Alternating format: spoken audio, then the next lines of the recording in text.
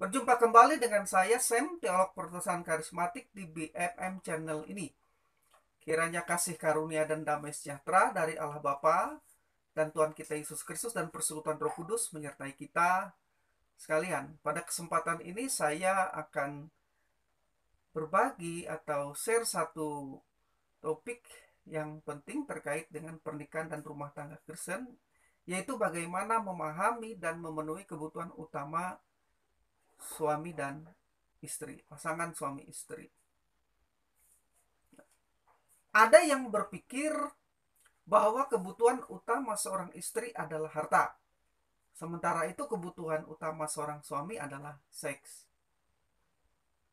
Benarkah kebutuhan utama seorang suami adalah seks dan kebutuhan utama seorang istri adalah harta? Memang tidak dapat disangkal bahwa baik suami maupun istri, mereka keduanya memerlukan harta dan seks. Sebagaimana orang lain juga memerlukannya. Namun, kedua hal tersebut bukanlah yang utama dibutuhkan suami dan istri agar pernikahan mereka berbahagia dan harmonis. Kenapa? Realitanya menunjukkan ada banyak orang yang kaya dan memiliki harta melimpah, namun tidak berbahagia. Sebaliknya ada orang yang hanya berkecukupan, namun bisa berbahagia. Nah, dengan demikian kita mengerti bahwa harta dan seks bukanlah hal yang utama di dalam kebahagiaan dan pernikahan rumah tangga Kristen. Saya tidak mengatakan itu tidak penting. Saya tidak mengatakan itu tidak perlu. Tetapi ada hal yang lebih utama di dalam pernikahan dan rumah tangga Kristen. Selain kedua hal tersebut. Nah, demikian juga ada orang yang tidak menikah namun bisa berbahagia. Seperti Rasul Paulus misalnya. Jadi walaupun seks diciptakan oleh Allah untuk relasi, prokreasi, dan rekreasi, namun seks itu bukanlah segala-galanya. Karena itu Kristus mengatakan ada orang yang tidak dapat kawin karena ia memang lahir demikian dari rahim ibunya. Dan ada juga yang dijadikan demikian oleh orang lain, dan ada juga yang membuat dirinya demikian karena kemauannya sendiri oleh karena kerajaan surga. Matius 19 ayat 11. Karena itulah harta dan seks bukanlah jaminan bagi kebahagiaan suatu rumah tangga dan langgengnya sebuah pernikahan. Jika demikian halnya, apakah yang menjadi kebutuhan utama suami dan istri yang harus terpenuhi agar rumah tangga mereka bisa langgeng dan tetap berbahagia?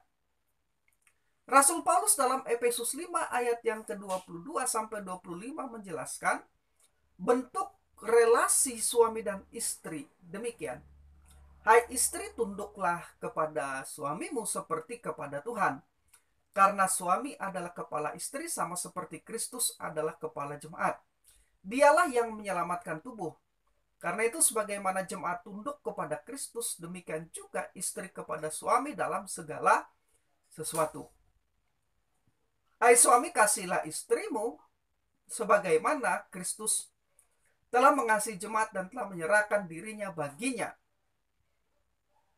Nah, dari ayat yang kita baca tadi, pertanyaan pentingnya adalah mengapa Paulus memberi perintah istri tunduk kepada suami dan suami mengasihi istri. Sekali lagi, pertanyaan penting di sini ialah mengapa Rasul Paulus memberi perintah istri tunduk kepada suami dan suami mengasihi istri.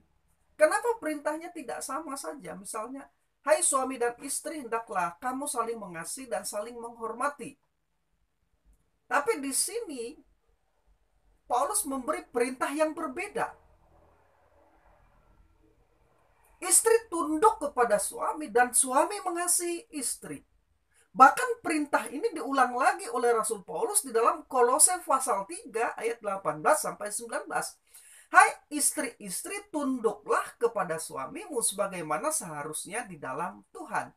Hai suami-suami, kasihlah istrimu dan janganlah berlaku kasar terhadap dia.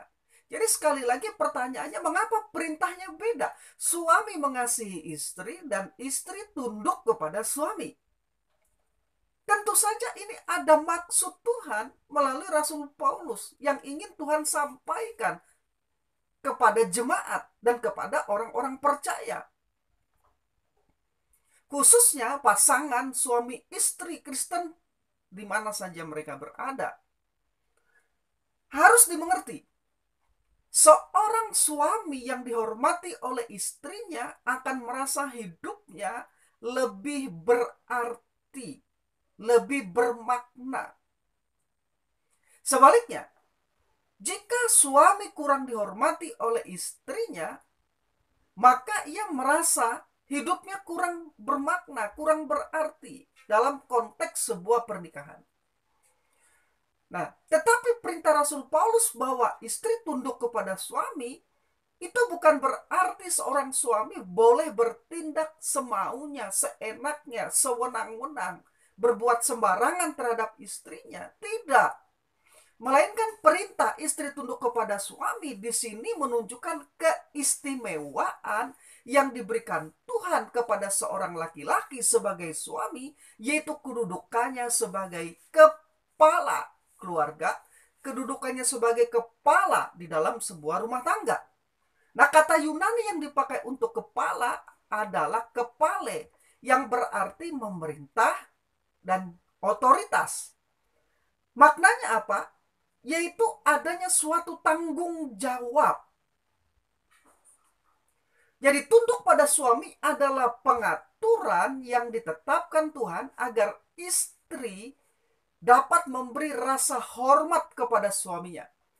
Sikap tunduk dan hormat inilah yang paling utama dibutuhkan oleh suami dari istrinya. Tadi kan di atas dikatakan bahwa ada orang yang berpikir bahwa kebutuhan utama seorang suami adalah seks. Ternyata kebutuhan utama seorang suami dari istrinya, ternyata yang utama paling dibutuhkan oleh seorang suami dari istrinya adalah sikap tunduk dan hormat dari istri kepadanya. Ini kebutuhan utama. Sekali lagi bukan berarti seks itu tidak penting. Itu penting. Tapi kebutuhan paling utama dari seorang suami adalah sikap tunduk dan hormat dari seorang istri kepadanya. Inilah yang menyebabkan seorang suami merasa hidupnya bermakna, merasa hidupnya sangat berarti sekali jika istrinya tunduk dan taat dan hormat kepadanya. Nah, sebaliknya, perlu dimengerti juga bahwa berbeda dari hal yang dibutuhkan oleh suami, hal yang paling utama dibutuhkan oleh seorang istri adalah kasih sayang dan penghargaan dari suaminya. Istri sangat mementingkan cinta. Itu sebabnya diperintahkan agar suami mengasihi istri. Nah, perintahnya kan beda. Tadi istri diperintahkan untuk tunduk kepada suami. Tapi di sini diperintahkan agar suami mengasihi istri. Kenapa demikian? Karena cinta adalah segala-galanya bagi seorang istri. Melebihi apapun, bahkan melebihi harta. Karena itu di atas tadi ditekankan bahwa kebutuhan utama seorang istri bukanlah harta. Walaupun dia sangat memerlukan itu. Tapi kebutuhannya yang utama adalah dia memerlukan penghargaan dan kasih sayang, cinta sepenuhnya dari suaminya, melebihi apapun. Jadi tanpa melebih-lebihkan dapat dikatakan bahwa cinta nampaknya merupakan seluruh hidup dari seorang wanita atau istri, tetapi hanya sebagian dari hidup pria. Ini bukan berarti bahwa pria tidak memerlukan cinta, atau bukan berarti cinta seorang pria, suami boleh dibagi-bagi kepada beberapa orang. Tetapi justru seutuhnya dari yang sebagian ini harus diberikan kepada pasangannya. Ada satu penelitian menyatakan bahwa cinta seorang pria itu bisa bertahan selama 3 tahun. Saya belum meneliti hal ini lebih lanjut. Tetapi memang pada faktanya ada beberapa pria yang bisa mencintai lebih daripada satu orang wanita. Karena itu, perintah Tuhan kepada seorang suami adalah mengasihi. Dan ini merupakan suatu tindakan yang aktif. Jadi seorang pria harus mengupayakan membangun rasa cinta terus-menerus kepada pasangannya. Karena cinta seorang pria itu bisa hilang. Berbeda dengan seorang wanita. Cinta adalah segalanya bagi seorang wanita. Jadi kita melihat bahwa yang paling dibutuhkan pria adalah dihormati, sedangkan bagi wanita yang paling dibutuhkan adalah diperhatikan, dicintai oleh suaminya. Dan kabar baiknya ialah kebutuhan ini bisa didapat dari pasangan masing-masing. Sebab itu, suami dan istri masing-masing perlu mengoreksi diri. Istri perlu bertanya, apakah aku telah menghormati suamiku di dalam segala sesuatunya? Dan suami juga perlu bertanya, apakah aku telah menyayangi, mengasihi istriku dengan sepenuhnya? Ini adalah satu pertanyaan yang besar bagi suami dan istri. Mengapa? Karena menurut Rasul Paulus hal ini merupakan misteri yang besar. Sesungguhnya pernikahan merupakan metafora dari hubungan Kristus dengan gereja, hubungan Kristus dengan jemaatnya. Efesus 5 ayat yang ke-22. Nah, penjelasan tersebut di atas tentang kebutuhan utama seorang laki-laki dan kebutuhan utama seorang wanita dalam konteks pernikahan, itu kebutuhan suami dan istri. Pernyataan tersebut didukung oleh pengetahuan psikologi. James Dobson, seorang psikolog dan konselor pernikahan, mengutip pendapat Josh Gidler, seorang sosiolog brilian dan penulis buku Man and Married, yang menyatakan bahwa seorang wanita memegang kunci bagi stabilitas dan produktivitas seorang pria. Ia menjelaskan bahwa jika seorang istri percaya kepada suaminya dan sangat menghormatinya, maka si suami memperoleh keyakinan yang diperlukan untuk bersaing dengan berhasil dan hidup dengan bertanggung jawab. Istri memberikan suaminya alasan untuk menggunakan energi maskulin yang ada padanya untuk membangun rumah tangganya, memperoleh dan mempertahankan pekerjaan, membantu membesarkan anak-anak mereka, serta waras hidup sesuai dengan hukum, membelanjakan uang dengan bijaksana, dan seterusnya.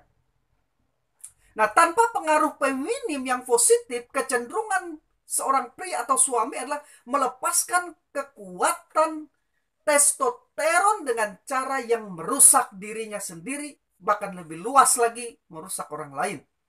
Sebaliknya, seorang wanita secara khusus mempunyai kerinduan mendalam yang hanya dapat dipuaskan melalui hubungan jangka panjang yang romantis dengan suaminya. Harga diri, kepuasan, dan kebahagiaan seorang wanita atau istri biasanya diperoleh dari keintiman, dari penghargaan, dari perhatian, dan hubungan hati ke hati dengan suaminya atau dari suaminya dalam sebuah pernikahan. Nah, implikasinya karena pria lebih mementingkan otoritas atau wibawa, sedangkan wanita lebih mementingkan cinta, maka hal tersebut masing-masing merupakan kelebihan, ciri khas, dan juga ternyata menjadi kelemahan masing-masing. Suami yang tidak dihormati oleh istrinya cenderung menyalahgunakan otoritas, melakukan kekerasan, bahkan kekerasan fisik, bahkan bisa membagi cintanya pada wanita lain. Suami yang telah membagi-bagi cintanya kepada wanita lain dalam pengertian memiliki wanita lain hari ini saya mengatakan harus bertobat, kamu harus bertobat. Sebab hal itu merupakan dosa di hadapan Tuhan. Sedangkan istri yang tidak dicintai suaminya cenderung berusaha mengambil kendali. Dia ingin mengendalikan suaminya. Bahkan saya tahu bahwa ada beberapa wanita Kristen yang datang ke dukun hanya untuk membuat suaminya tunduk kepada dia. Ini salah dan ini keliru. Dan ini menyalahi apa yang sudah ditetapkan oleh Tuhan. Karena Alkitab mengatakan istri harus tunduk dan hormat kepada suami. Tapi suami tidak boleh sewenang-wenang, tidak boleh kasar terhadap istrinya. Suami harus mengasihi, mempedulikan, memperhatikan istrinya. Jadi kalau ada wanita yang pergi ke dukun untuk membuat suaminya tunduk kepadanya, hari ini saya katakan kamu harus bertobat, karena itu dibenci oleh Tuhan. Dan itu melanggar firman Tuhan. Dan perbuatan kedukun itu adalah kekejian bagi Tuhan. Kamu harus bertobat. Kembali kepada firman Tuhan. Istri yang tidak dicintai oleh suaminya cenderung berusaha untuk mengambil kendali. Atau jika ia tidak mendapat cinta dari suaminya, maka ia berusaha mendapatkan perhatian dari pria lain. Nah, disinilah bahayanya jika suami istri tidak memahami dan tidak mengerti hal ini. Karena itulah Rasul Paulus dalam Efesus 5 ayat yang ke-22 sampai 23 dan juga Kolose 3 ayat 18 sampai 19 menjelaskan relasi suami dan istri yang saya ringkas demikian. Suami mengasihi istri dan tidak boleh berlaku kasar pada istrinya. Sedangkan istri tunduk dan taat kepada suami dalam segala hal. Istri tunduk kepada suami bukan didorong oleh rasa takut, tetapi oleh rasa hormat. Suami diperintahkan untuk mengasihi istri sama seperti Kristus mengasihi jemaat. Bagaimana Kristus mengasihi jemaat? Kasih Kristus kepada jemaat adalah kasih yang penuh perhatian dan kasih yang penuh pengorbanan. Demikian juga suami harus mengasihi istrinya dengan kasih yang penuh perhatian dan penuh pengorbanan. Apakah ini mudah? Tidak mudah. Tapi karena ini adalah perintah, maka suami harus melakukannya. Istri pun sama. Apakah tunduk dan hormat kepada suami itu mudah?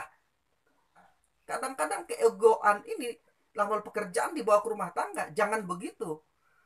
Apapun posisi seorang istri dalam pekerjaan dan jabatannya, itu adalah pekerjaan. Tapi di rumah, dia harus tunduk dan hormat kepada suaminya. Nah, kalau kita ingin rumah tangga kita bahagia dan harmonis, kita harus menaati firman Tuhan, menaati perintah Tuhan. Suami dan istri harus belajar untuk menaati firman Tuhan seumur hidup mereka.